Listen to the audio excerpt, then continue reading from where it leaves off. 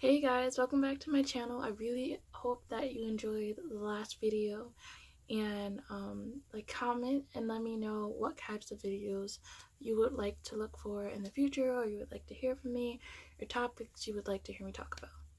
So yeah, um I've been going through a little bit of a transition lately. So today I want to talk about depression.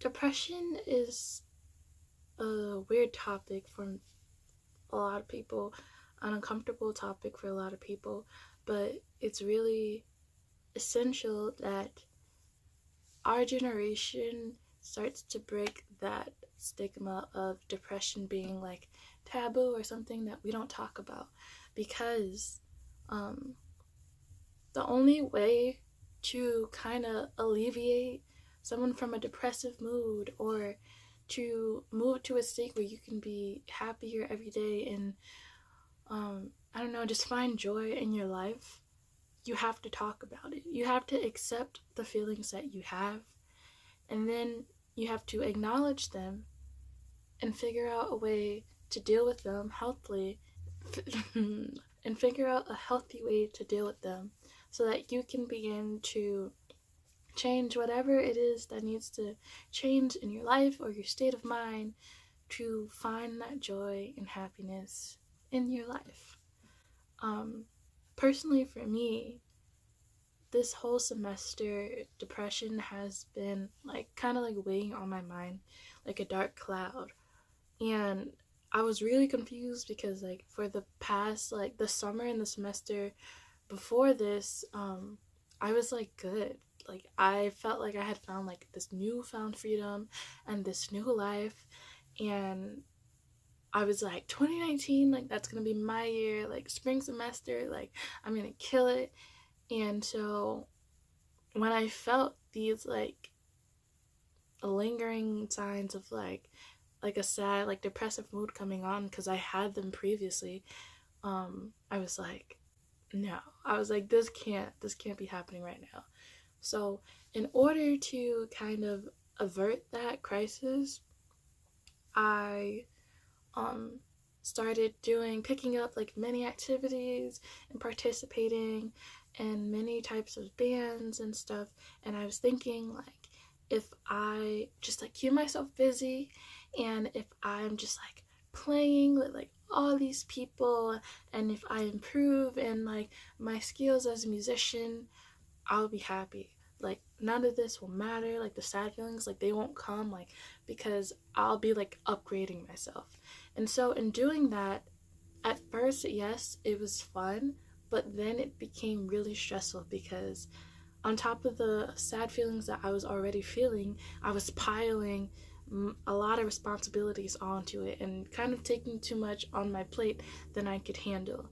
And it got to the point where I was just like so set on my commitments with people, I forgot about the most important commitment with myself, which is to take care of myself, to be there for myself, to show up every day for myself, and to make sure that I'm in good standing. You can't pour from a cup that is not full. And you can't fill other people's cup if yours is not even, if yours is like empty. You're just like depleting yourself, and I was depleting myself. And so it took like a really scary panic attack and several mental emotional breakdowns that really could have ended in tragedy to really make me realize, like, okay, like, something's wrong.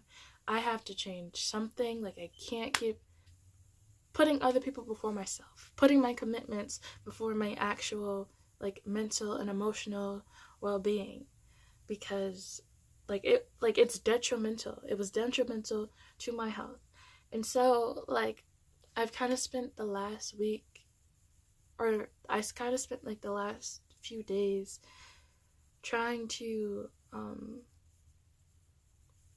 like recuperate and just get my mind together in a space and figure out like what are the necessary changes that I need to bring into my life in order to not feel the stress, in order to not feel well, not even not feel, but in order to manage the stress and in order to manage like the feelings of like depression and anxiety, and in order to kind of like alleviate and like relieve myself of it. And it's not an easy fix, and that's what I think last time I got messed up. I was like, oh, it's an easy fix, like I'm gonna do this, like I'm gonna do all these like holistic and spiritual things, and then everything is just gonna alleviate and dissipate and just disappear. And that just, I was severely mistaken. So it just takes looking after yourself. It just takes talking to someone. Like, you have to help yourself. Like, other people can help you, but you have to ask them to help you, and you have to take those first steps to seek the help that you need. Like me, I did not like talk therapy, and people were always like, yeah, you should go to the counseling center at your school, or you should go to counseling. And I had like bad experience prior, so I just kind of like wrote it off. But in like the recent events that has happened, like I kind of scared myself and the emotion and such, and the emotional state that I was in, because it was so bad and it was so not like me, that I was like, I have to do something. And so I have been trying like talk therapy and counseling, and it actually really has been helping. And I'm gonna start like actually having a daily spiritual routine and a daily practice of looking after myself and of self-care. So whether that means journaling, exercising, meditation, eating the right foods with like vitamin D and vitamin B, and like increasing like serotonin levels, or dropping commitments that are the biggest stressors in my life, because I literally can't, like if I want to better myself, I can't take on things that are stressing me out, because there is no way that I would get better. So, and I think out of all of this, the hardest thing was getting to the point where I had to decide that I'm gonna break free from the things that bring me joy but bring me the most stress, and try to find like outlets and other ways to bring myself joy without being so stressed. And then when I learned to manage my stress better, when I learned to manage my emotional state better, then I can bring those things back in, because I'll know how to manage my stress. I know how to make them less stressful to me, and I know how to handle them better.